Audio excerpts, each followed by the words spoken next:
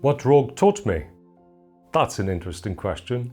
For example, in an engagement, we rely on what we tend to believe to be tried and tested methods, frameworks and recipes that worked in various contexts. We follow industry best practice, whatever that means.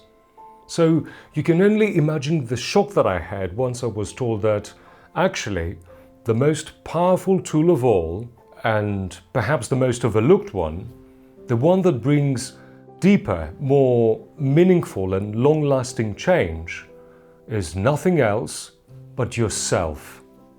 It took me a while to fully grasp it, and after years and years of studying and practicing different approaches and processes and different models, and what brings actually most meaningful change is you.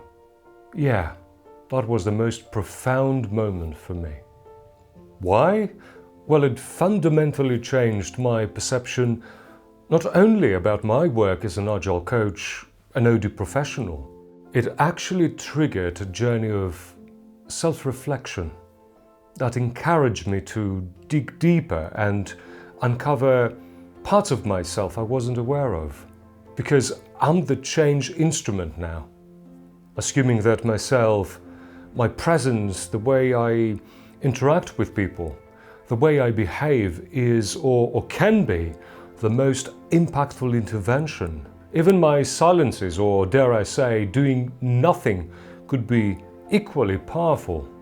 Then all I needed to do is to take a step back and understand who I am. So this venture stopped being about the technical stuff, the stuff we do as practitioners all the time, essentially following a process. It actually became a journey of growth, my growth, and finding my own voice with less self-moderation and more contact. I think putting myself selfishly in the middle of it all wasn't the goal at all. On the contrary, it's about the other too, with their thoughts, their feelings and experiences, their own struggles, their strengths and their stretches. What keeps them awake at night? It's about both of us in a given situation.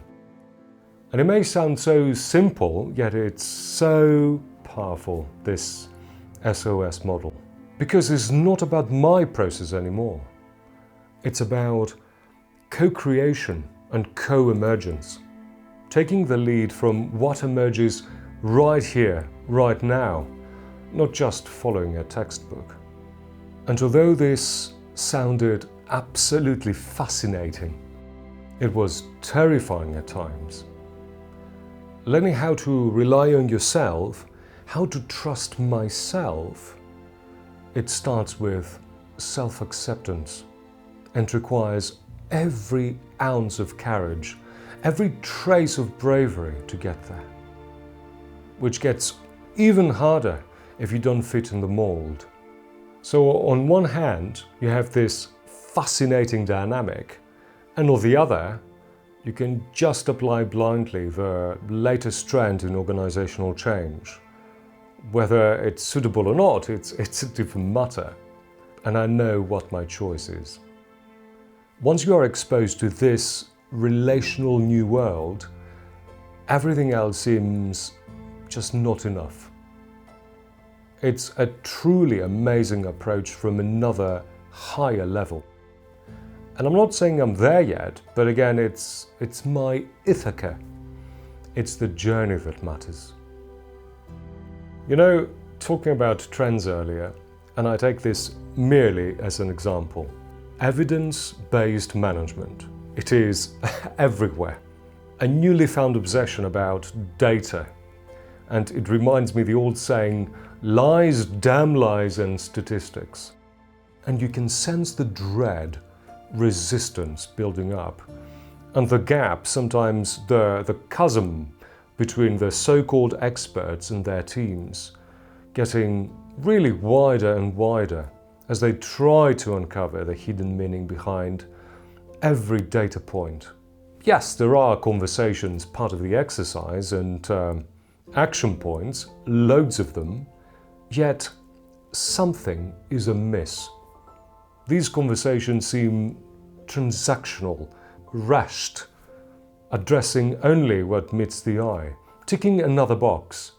And it feels, especially in this VUCA world, that this is not enough. What's become even more apparent with this pandemic is that we need to be even more fluid responsive in order to overcome the curveballs that organizational life, or life in general in the matter of fact, throws at us. So following a plan would be great if only the world was as simple, obvious, predictable. Every situation is like an iceberg, only 10% above the surface. The rest, it's below and is intimately intertwined, like invisible processes, hidden dynamics, hard to notice characteristics, yet very present and influential. An even better illustration of our relational world is the wave metaphor. The wave being all the visible elements of an organization, like its hierarchy, the organizational chart, processes, policies, announcements. Dive in the water and you might need your snorkeling mask to discover any unwritten rules, the internal tensions, the politics, the ivory towers, the power games. And these are important to an OD professional. Well, finally, as we reached the seabed, we can observe the more sedimented ways of the organization, like its culture, the narrative, its values. This simple yet powerful metaphor helped dozens of senior leaders understand how dynamic, fluid and emergent organizations can be. This heightened awareness highlights an even greater aspect: togetherness, the power of the hive mind. Whether it happens in the physical or nowadays in the virtual world, bringing people closer, emotionally and mentally, seems a noble and a beneficial goal to build capability, camaraderie, resilience, and why not happiness, despite a global situation like this. And this is what I appreciated most in ROG. For all the challenges, the conflicts at hand, the different viewpoints of the same problem, it puts simple, humane dialogue at the forefront. Not just a superficial exchange of statements, but meaningful dialogue. Dialogue that resonates, even at times when we disagree with each other.